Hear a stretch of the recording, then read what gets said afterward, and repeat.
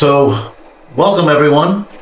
We're here in Hyannis at, what do they call this? This is the Cape Space location at 100 Independence Drive, and we're at Suite 7. Suite 7, okay, fantastic. So that's the exciting news. Why don't you introduce yourself and let people know why you're here? Fantastic. Love to do it. Love to talk about my favorite subject, which is me. I'm Jay Marsden. I am an estate planning elder law attorney here in Hyannis. We also have an office off Cape.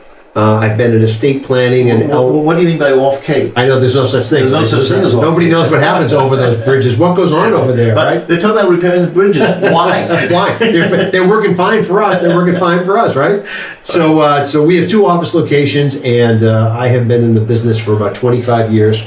And prior to my career as an estate planning attorney, I was also an investment advisor. I worked at Fidelity Investments, that small mutual fund company in town that people might be familiar with. And I was an investment advisor with them. I work with a lot of high net worth clients. But the estate planning piece of the planning is really kind of what called out to me. That's the part that I really enjoy. And whenever we do presentations and we talk to groups, I always tell everybody that one of the reasons that I chose this practice of law is because I will literally walk down the same exact path as all of my clients. You know, my kids were young. I was worried about who would become their guardian. I've had older parents. I've taken care of older parents.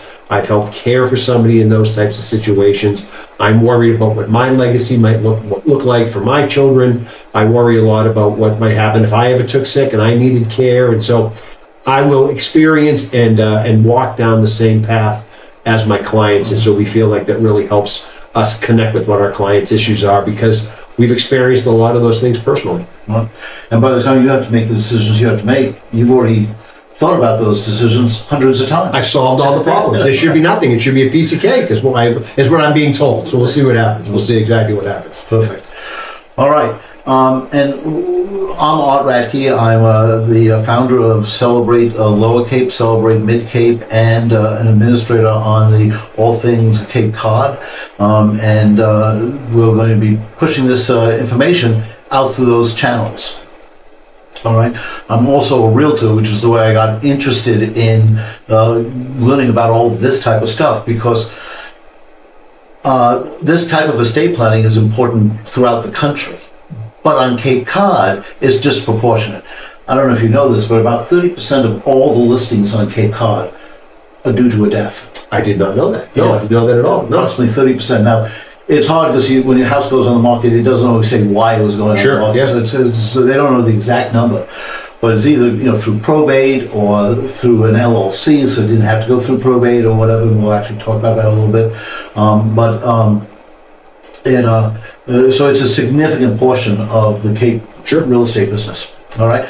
So what I did was I actually reached out to my subscribers and my members of the Facebook group and asked them what questions did they have. So I've got them right here. I've got the easy part. I'm going to ask the question, and then we'll see if you can answer. And I will provide my best answer for each one of those questions. And then obviously, if anybody has anything that they want that doesn't get covered in these questions, we'll provide some information so they can get a hold of us, and that way they can kind of get their other questions answered as well. Perfect. Okay. Excellent. Fantastic. Fire away. Okay, so the first question, and I know everyone's going to be shocked by this question, is that there's Massachusetts, when if you need care, if you need to go into assisted living or something, and you're being covered by Medicare and the like, they can come and ask you to pay a portion of that, if I'm correct. Is that? Yes, there is what's called a 5-year look back for somebody who is in a nursing home. And if you're applying for Medicaid, or what's in Massachusetts known as Mass Health. Okay, we use them interchangeably, but Mass Health, the way it works is Medicaid is the federal program. They give those dollars out to all the states, and then the states administer them. So Florida Health, California Health, pick whatever country, whatever state you're in. And in Massachusetts, it's called Mass Health. So they are the ones who kind of guard those dollars and put you through the application process to get approved to be eligible for that. And they want their money back if possible. They do have what's called a state recovery. The way the Medicaid application works is you apply for Medicaid. For people who are applying for Medicaid, if you're a single individual, you're not allowed to have more than $2,000 in your name. If you are a spousal entity, Medicaid looks at you as two people. They look at you as a team. The person who's applying for the Medicaid to be in the nursing home, for example, can't have more than $2,000. And the spouse at home, or spouse in the house we call them, they are allowed to have no more than $160,000, and they can have a house. So as a married couple, the nursing home never takes your house. It's Medicaid who says, how are you going to pay for your care? Okay. And the nursing home will say, we don't want a house, we just want cash, right? That's what nursing homes want, they just want the money. Sure. So they're going to say to you, you can either pay that privately, which might be somewhere between $10,000 and $15,000 a month, or you apply for Medicaid, and when you apply for Medicaid, the person who is on Medicaid is required to pay their income to the nursing home, and then Medicaid pays the rest. So if you're a single individual and you have a Social Security check, your Social Security check is going to go to the nursing home as part of your payment, and then Medicaid will pay the difference. That's how it works. Okay. And then if the estate recovery piece is, if you did have a home, for example, and somebody passes away, the Medicaid folks are going to say, well, if you have anything that has to go through probate, they're the first one in line with their hand out to say, we need to get paid back. Okay. And then as I understand it, and I actually understand this through this question, okay? Sure. Is that it's not a simple snapshot at the time that you die, but there's actually a look back period. Correct. And you're using the exact term that we use with clients all the time. If you want to apply for Medicaid, the day you want your benefits to start. So let's say that somebody wanted their Medicaid benefits to start while they were in a nursing home on February 1. You're exactly right. Medicaid takes a picture, takes a snapshot of what your finances look like to see if you meet those guidelines I mentioned earlier. Under 2,000, under 160,000 if you're a married couple. And then they do what you just said. They go back and they say, we looked at your snapshot, everything looks okay, but now we have to do the other part of this, which is send us 5 years of your financial records, bank account, Fidelity account, CDs, life insurance, anything you have. And they want to go back and they want to see what you did with your money for the 5 years leading up to your taking of the picture to show them that you're eligible for Medicaid. And that's what a lot of folks are worried about is, what's that 5 years going to show? Now, for a lot of people, it shows that they just lived their life. They paid their bills, they went shopping, they bought stuff on Amazon, they paid their property taxes, they paid their car insurance. Not a lot of moving parts. What Medicaid's looking for is, did you give money away? Did you gift money to family, friends, relatives, whoever it might be, in an effort to sort of accelerate your eligibility for Medicaid? That's what that 5 year look back is for. Okay. And is there anything you can do to protect yourself in that 5 year look back? There are a couple of things that you can do. The first thing you can do is do the planning early, right? One of the things that we do for a lot of clients is we do a lot of irrevocable trust planning, where clients will say, when everybody's fit as a fiddle and nobody's worried about anybody's health issues, people will say, I want to get, usually it's a house, for example. I want to get the house out of my name. I want to transfer the house. I want to protect my legacy. So I'm going to give the house to an irrevocable trust. Maybe one of my kids is going to be in charge. And the transfer of that house, the transaction, that will start the clock ticking for Medicaid planning purposes. And what you're hoping is that everybody stays healthy for 5 years and a day. And then if somebody ever needed to go down the path of a nursing home, the house would not be counted as an asset when Medicaid comes and starts looking at your resources, if you will. That's one of the things you can do. There are some other things that shorten that time frame up, shorten that 5 year look back up. One thing that a lot of folks are unaware of is Medicaid has what's called a caretaker child exemption.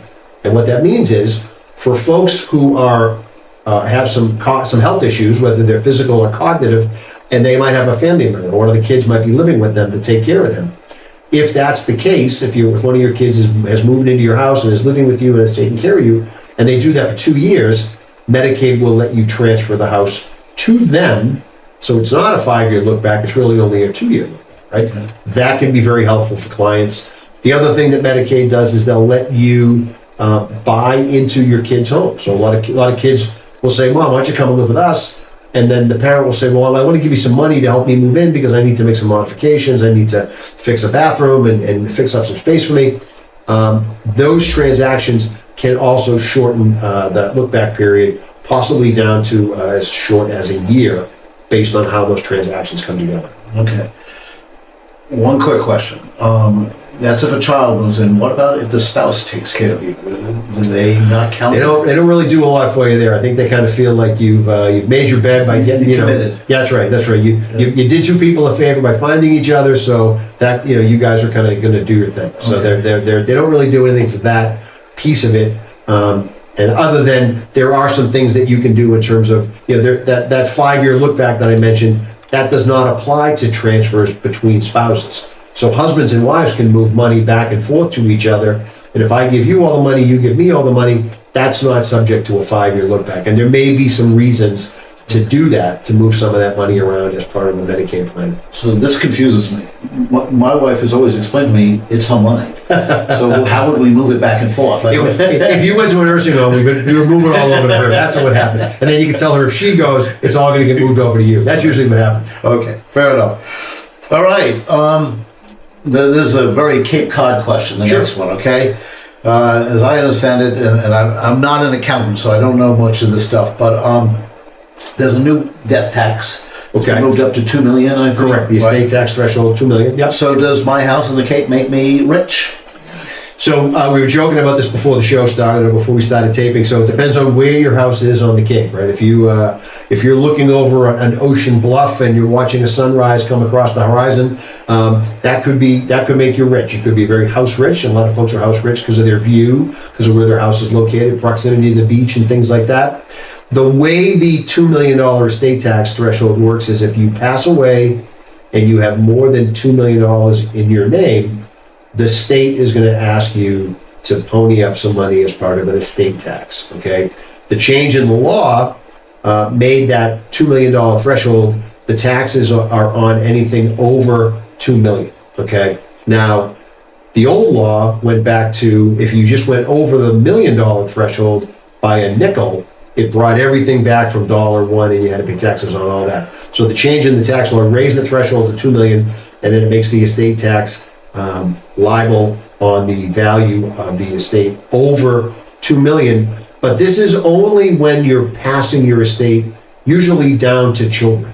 So husbands and wives get a full marital deduction. So when one spouse passes away, the other spouse isn't saddled with the estate tax bill. At that point, the estate tax bill is usually only an issue when that money passes down to the kids. That's usually what happens.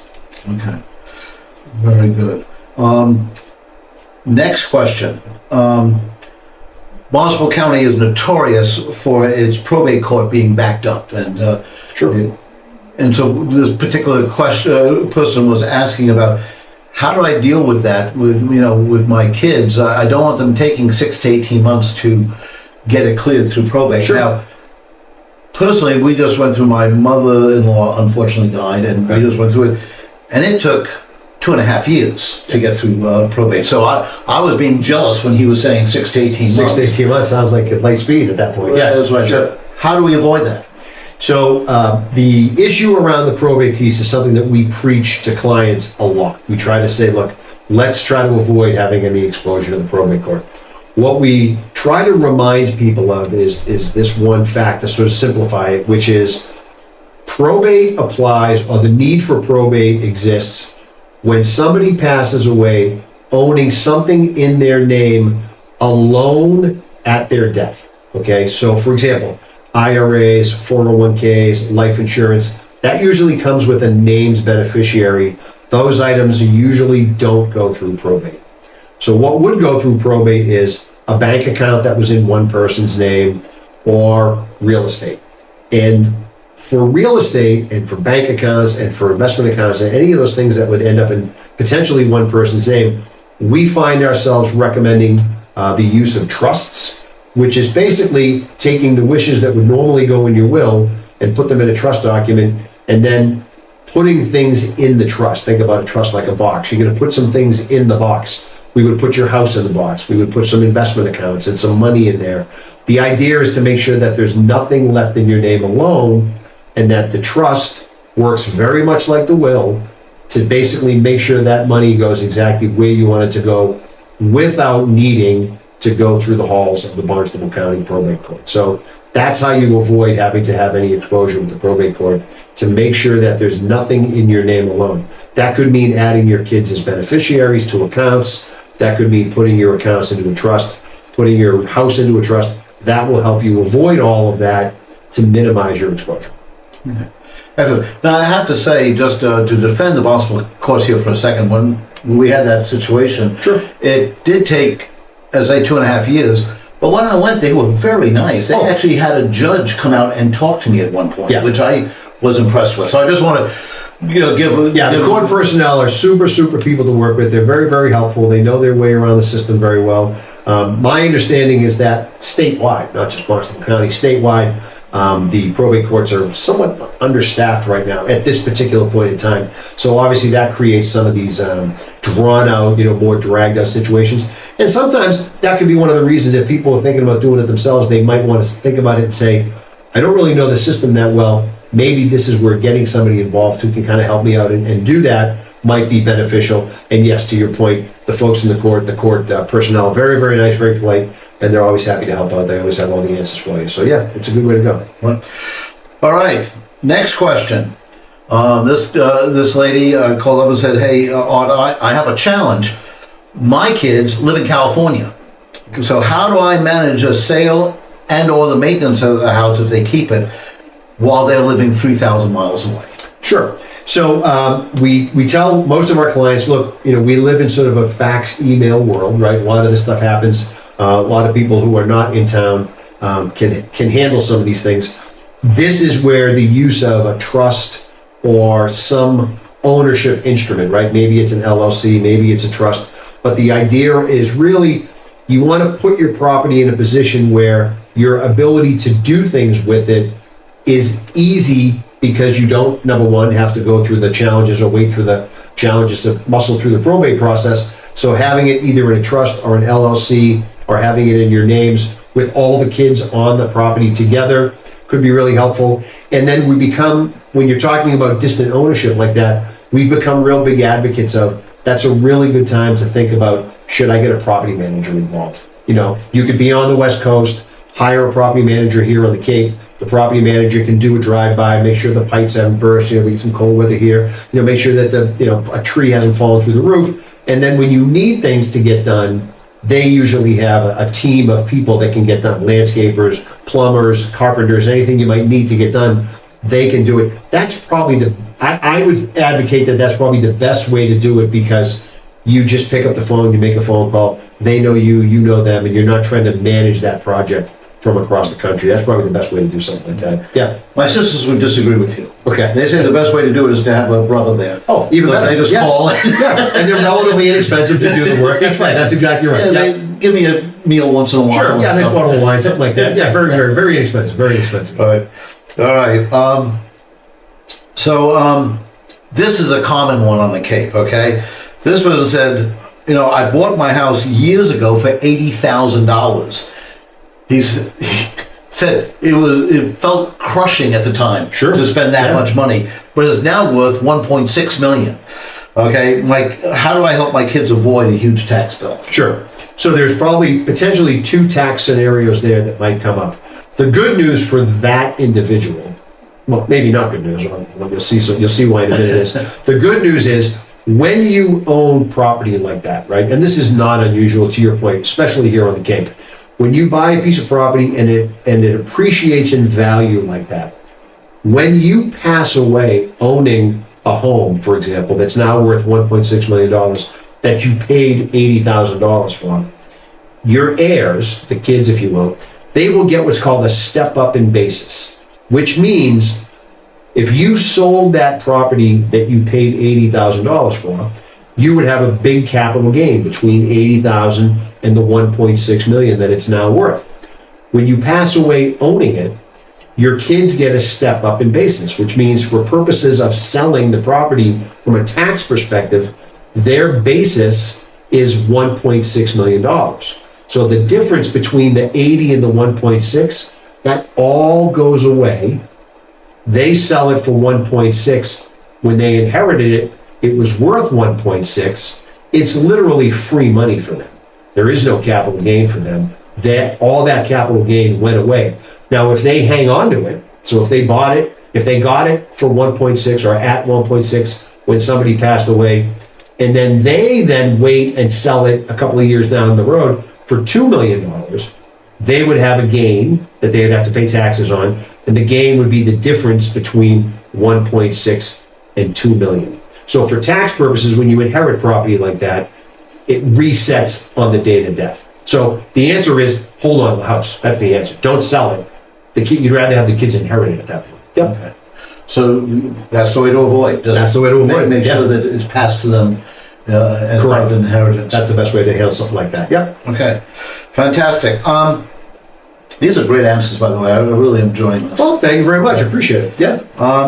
Okay, this particular gentleman had memory loss in his family. Okay. He doesn't have any, but he had it in his family, so he's naturally thinking it might be coming. Sure.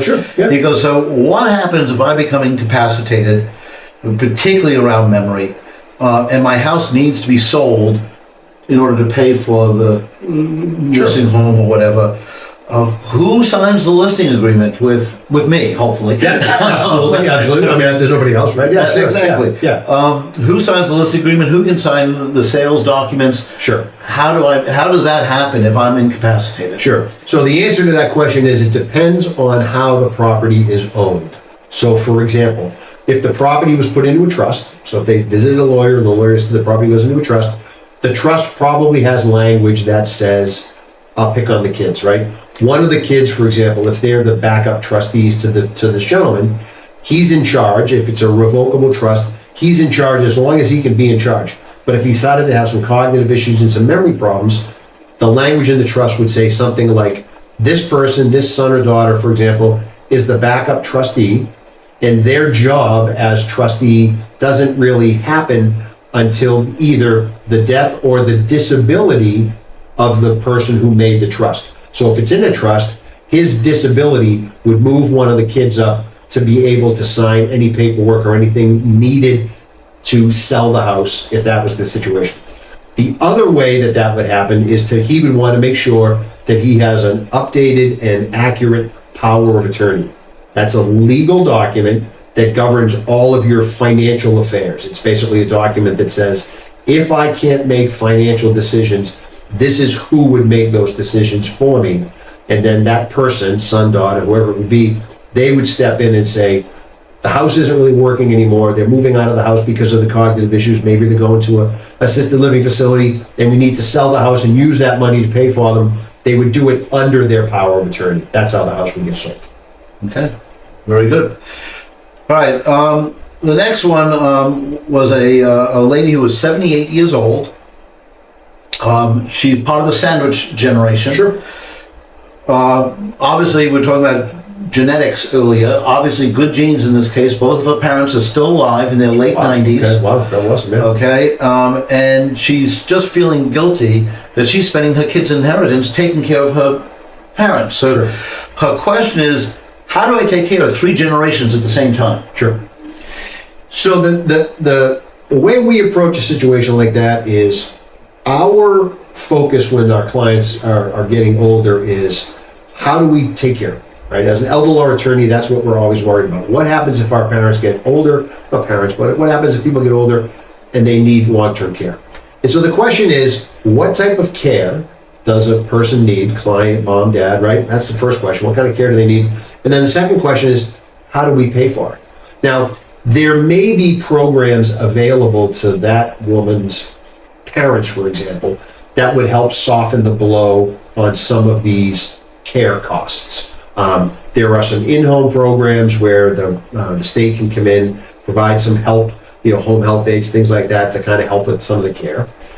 Some of the programs out there are available for veterans who may have served during wartime, where there's some money available where if mom or dad are spending money on themselves, one of the programs, for example, Veterans Aid and Attendance Program, will help with the reimbursement for some of those expenses. And that can be somewhere in the $3,200 range for the veteran for how much money they may be spending on that. The other program would be to try to look at some of the very affordable housing options on the Cape. I know that all the housing options are not affordable. People are really concerned about that. But there are a couple that Isn't are that an affordable. oxymoron? There are one or two, we'll say, right? There are some other places out there that certainly we've stumbled into, that we've known, that we've looked at. One of them is right down the street in Yarmouth, that has some availability. They don't even have some availability, but have some very affordable housing options to help sort of take some of the burden off of that individual.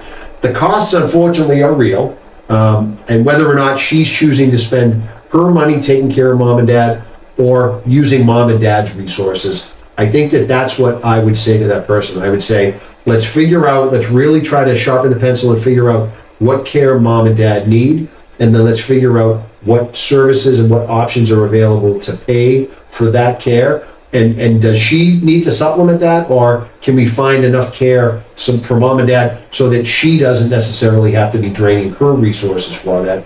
And some of this, unfortunately, is a conversation around, am I willing to let the care be given?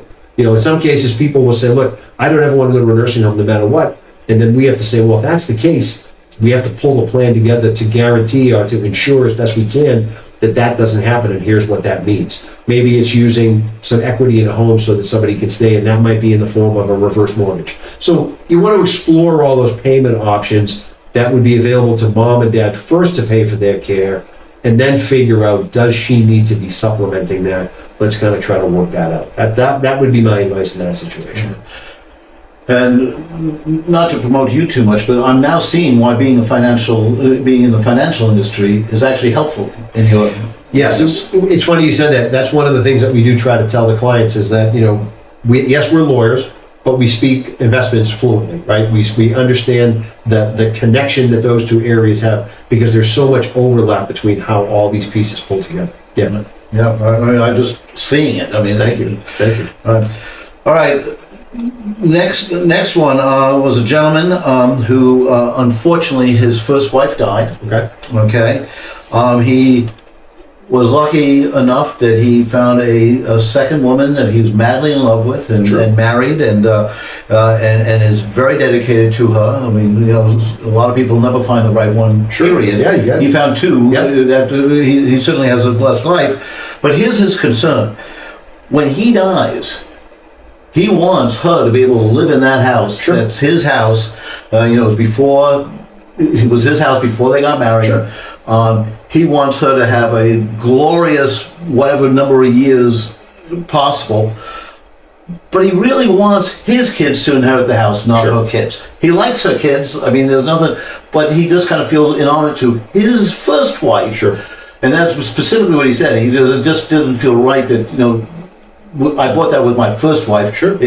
So let me reword it. He really wanted his first wife's kids to get the house. Sure. Not his second wife's. Understood. Right. Yeah. We see this all the time. Blended family planning. We do it all the time for folks. Yeah, he called it the blended family drama. Okay. Is what he called it. And it can be drama filled. It can absolutely be drama filled. Right. One of the things the way we sort of approach that situation, and this is very common, where there's sort of this yours, mine, and ours situation.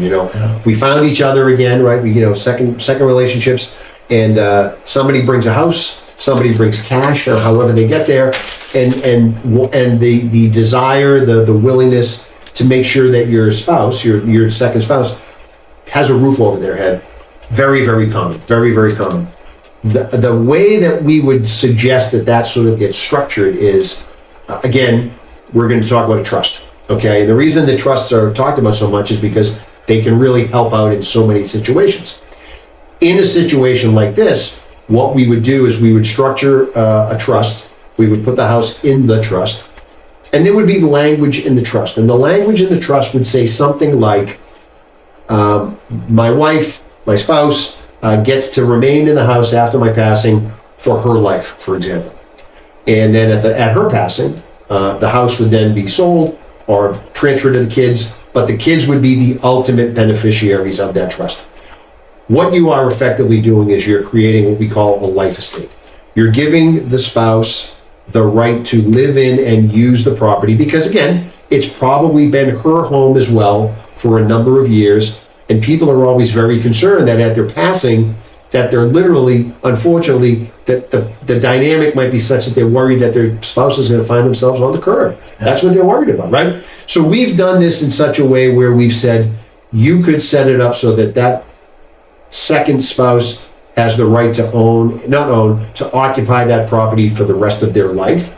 We've also done it where they get the right to occupy that property for a number of years, for example. So the language in the trust would say something like, not sooner than 2 years after my passing, or 3 years, or 4 years, the house that's and then be sold and then the proceeds transferred to the kids.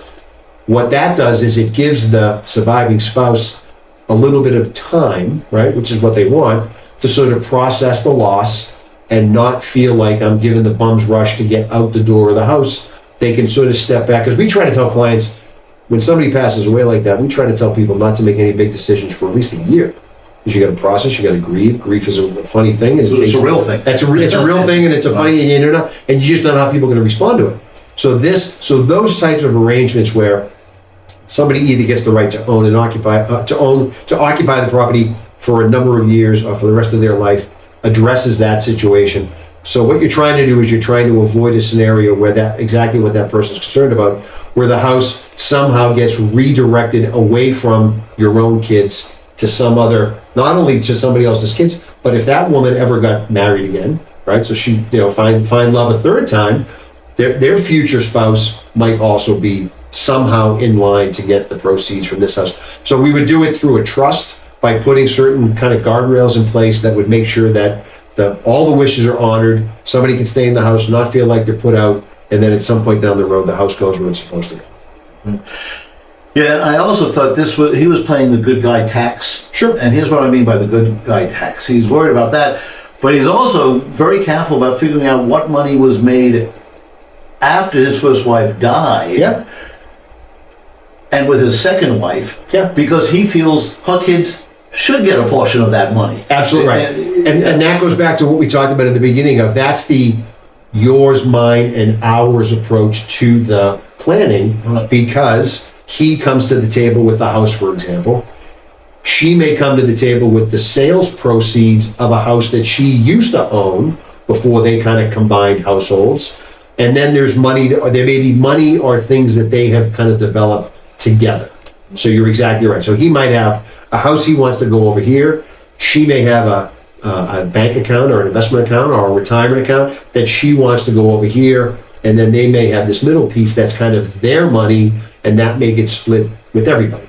So you're building up these little kind of separate pathways. And then the other thing that we do try to tell our blended family clients is these plans tend to not be the set it and forget it type where you can get it all going. These usually involve a little bit of babysitting because, if the goal was that you were going to get some of my retirement money and then the market goes up, market goes down, we use some of that money to live off of, there may be some equalization that needs to happen from time to time. Might be some maintenance. A little bit of maintenance. Yep, that's right. Great. All right. This couple actually had, they knew that they had some septic issues. And on Okay. Cape Cod, septic issues, Abound. and a little more complicated than some other places. Sure. So their question is, if we die and and during the transfer is discovered that the septic system fails, Sure. and that they need to put in a Title V system or whatever is needed, will that affect the transfer of the property within, in the inheritance? Sure. It can slow it down, but it depends. And here's why it depends. A buyer could take the property with a failed septic system, right? Whether or not they can do that in many cases will depend on whether or not it's a cash deal, whether or not the mortgage company, the title company, the mortgage company, they may insist, that you get a passing Title V. They may not be on board with that idea of taking a failed septic system. But it's something that would be worked out as part of the purchase and sale agreement where the people selling the house or the kids who inherited the property would make it known to the buyers, look, the septic system is not going to pass. You have to agree to take it as a failed septic system. And sometimes that makes sense because the buyers might say, we're absolutely okay with that because we want to move the septic system, right? You've got a leaching field right here in the middle of the yard. We want to put a patio over there. We'd rather move the septic system over here. Or we want to put in a different system. You know, some of these systems now, because of the technology, you know, they don't always come with that guaranteed amount everybody's always worried about. So there are some of these alternative systems that you can put in. And so they may want to take control of that process. So it might slow it down a little bit. This is a lot of the stuff that would probably try to get worked out ahead of time. This is we're talking to a realtor who's very well versed in these Title V. You know, whether or not you want to get the Title V, you want to have a you can have a study or you can have a test on your septic system that doesn't obligate you to make any changes right now. But if it did fail and they wanted to pass that along, it would really just depend on how the deal docs were put together so that the whole thing could work. Yeah, it's interesting. I literally just had a case where a person was needing to go into a nursing home. Sure. And they needed to sell the house. And this is interesting. It was one of the things that the system hadn't failed, but it was an old sewage system. Oh, yeah. Which, as long as he lived there, did not have to be updated. Sure. But if it's sold, you didn't even have to test it. Right. By definition, it failed. Yep. Okay. Yep, that's right. Yeah. And generally in real estate on Cape Cod, people don't want to do the septic system because they've heard so many horror stories. Sure. So I got a call from a state attorney saying, "Oh, I know you're creative. Right. What can be done?" And I said, "Well, actually, I have a client right now who has bought two previous houses that both houses need a septic system replaced. Sure. So he doesn't care. I mean, to him, it's just a financial because he's been through the process Yep, twice. I understand it, right? Yeah. And you bring up a great point. I think that's what scares people away because they just don't understand the process. Right. But if you're a builder or a developer and you've done this all the time, you either have people who are doing it for you, but you know the system, they know you've got an engineer at the ready, they pull on basically a pre-prepared set of plans that says, this is what your septic system's going to look like, and off they go. Right. It's less intimidated by it. Right. It's just a mathematics problem at that point. That's right. How does the money add up? And so two things happened in that sale, which I mean, it's one of those really satisfying sales because you kind of feel like I did my job. Really accomplished something. Right. Sure. We got the gentleman the money he needed to go into the estate planning. Yep. No, not the estate planning. The nursing home. And we got my client a beautiful house on a beautiful pond. Sure. That was at a price range that he could afford. That I mean, he paid a fair price for it, but it was definitely on the lower side. Because there's work that needs to be done. There's some heavy lifting that has to get done that a lot of people don't want to do. When we've had clients inherit properties like this, Right. I've said to clients, the kids inherited, for example, and what you usually see is one kid says, I don't care what we do. One kid says, we should develop this thing and put a ton of money into it, and then we're going to all reap the benefits down the other end. And then the other kid says, I want no part of this project. My inclination has always been to say to people, I think you should, the broker will tell you, the real estate folks, the broker will tell you, these are the improvements that you might want to consider making. Right. It's usually good money. It's, you make a certain time. But I tell people, you probably don't want to be in the DIY, let's really try to do some things here. I said, you want to, there's a real as-is component here to say, look, let's not get into that. And some people's expectations are a little pie in the sky on something like this. They think that, if I just paint one room, that gives us the right to ask an extra $100,000. It doesn't work that way. Well, actually, it does. You can ask it. So you can ask me. You're still going to come down. You're still going to come down. So they will ask. They will ask. But I've always said to people, look, you make whatever improvements the realtors tell you to make because they're going to give you some good advice and tell you where your money's best spent. But don't try to move heaven and earth on this thing. Just sell it as is. Yeah, and quite often depending on what the improvement is, it depends on how fast they want to sell it too. Sure, Because yeah. number one, it takes time to do the improvement, but also there's some improvements that don't add a lot of value, but does cause the house to be sold a lot quicker. Sure, good point. Yeah, good know, point. That's so- where the experts come in and say, if we're what's the goal here, right? You Right. guys would you get evaluate. Yeah, that's one of the first things we want to know. Is the goal to get the most money possible? Is the Sure. goal to get money as quickly as possible? What, Let's get it you know, sold quickly. Yeah, that's right. Those are different goals. Yeah, Yeah, and we'll have different decisions around those goals. All right, good stuff. All right, last one. This is a relatively new one. All right, okay? that's great. These particular people have a 4,000 square foot house. Okay. Okay, and they're getting up in years, and the 4,000 foot house is just a little more than they can handle. So Sure. they're thinking about downsizing. Yeah. But they love the house. Their kids love the house. Sure. They Always. really don't want to get rid of the house, but they want to downsize. Sure. So they kind of thought, well, what if I do one of these new ADUs? Yeah. Okay. Auxiliary dwelling unit. And their thought was, we just don't need that house, Sure. but we love the grandkids visiting. Yep. We can put them in the house. Absolutely. Nice and quiet for me in the accessory dwelling unit. That's right. Yeah. Right. Yeah. Sometimes we like to entertain, or we can just go over to the house and entertain in the house. Best of both It worlds. just seemed like a perfect decision. But they Sure. said, but how do we handle that? Can we give the house to our kids now? Can we, do we give ourselves the ADU? Sure. How do we handle that? Yeah, what we see in a lot of those scenarios there is they build the ADU, right? Which doesn't involve changing the deed or anything like that. It's just it's an addition to the existing property.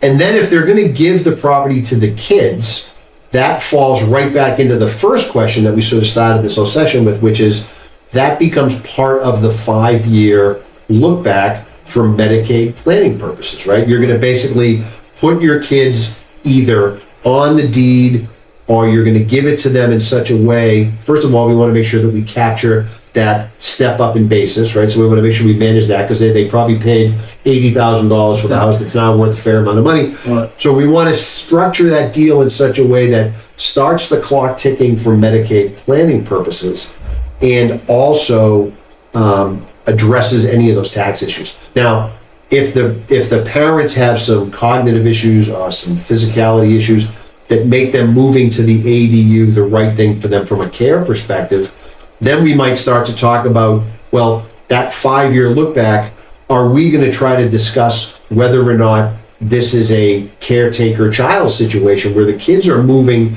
into the big house, mom and dad are going into the ADU, and then 2 years from now, because mom and dad moved to the ADU and the kids moved into the house, that could potentially allow for a transfer sooner than the 5 years. It would depend on the details and what the particulars are around the transfer. But if it's a Cape house, you're very typical, we're down here for the summer, the kids want to come down and use the house, you're transferring the house to the kids and you're hoping to ride out that 5-year look back. That's what you're trying to do. Okay. And I guess there's an element, of course, all these questions. Sure. There's an element of trust, I think. That, and we all like to think we trust our kids, but I mean, there's no reason why we can't just give it to them now and live here for the next 30 years. Sure.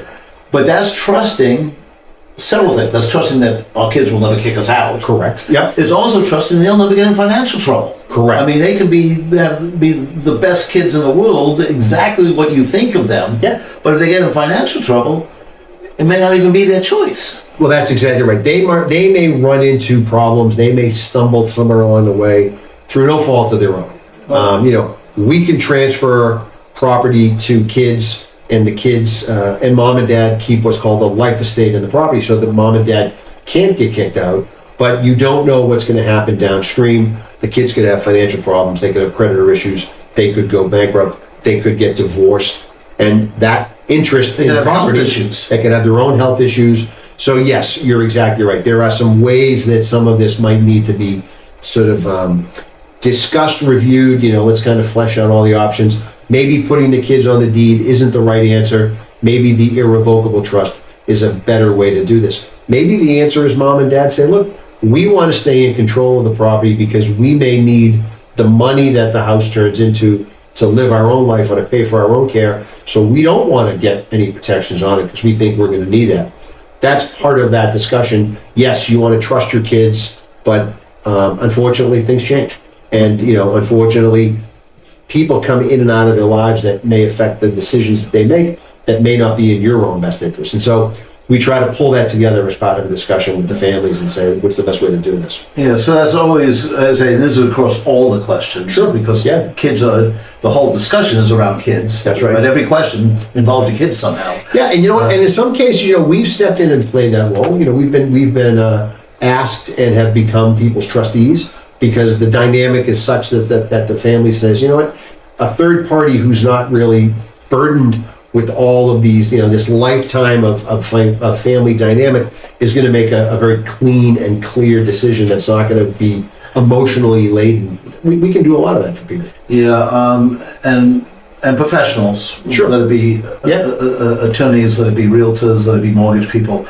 Always have this issue. One of the most challenging sales for a real estate agent is a divorce situation. Oh, sure, yeah. Because believe it or not, sometimes emotions are alive and well. They might run a little high. Yeah, they might run a little high. Yeah. And, it can just feel to one of them that when you say this is the best way to do it, and it happens to be the way your wife wanted it to be done, but the realtor really believes it could Sure. feel like you're getting teamed up on. Feels like you're picking a side. Absolutely. Right. Feels like you're picking a side. And Yep. so this is the only area that I get referrals from other realtors. Sometimes they just don't want to deal with it. Sure. They know Yeah. I tend to be pretty patient and kind of survive most of them. Yeah, no, we've had similar situations where people are a little unhappy with the way mom and dad broke up the estate, and we say to them, look, we've got nothing to do with this. The numbers are the numbers. Whether we did the plan or they came to us with the plan already done to say help us with the probate, we're just laying it out for you. This is what's supposed to happen. Families can do. You guys can make whatever deal you want to make. Among each other, but in terms of following the rules and following what mom and dad have laid out here, this is how we have to do it. Basically, you're an umpire. You're doing balls and strikes. Yeah, that's all we're doing. Yep, exactly right. Exactly right. Yep, yep. All right. Well, this has been fantastic. This has been fantastic. Yeah, if anybody has any follow-up questions to the answers to these questions, we can be found online at www.theletterjmarsden, my last name, law.com. That's how you can find us there. If there's anything that people want follow-up on, by all means, let us know. We're happy to help out. Right. And we'll put a link below in the description. All right? Fantastic. Thank you. Have a great weekend. All right. All right, take care. See you. All right, see you. All right.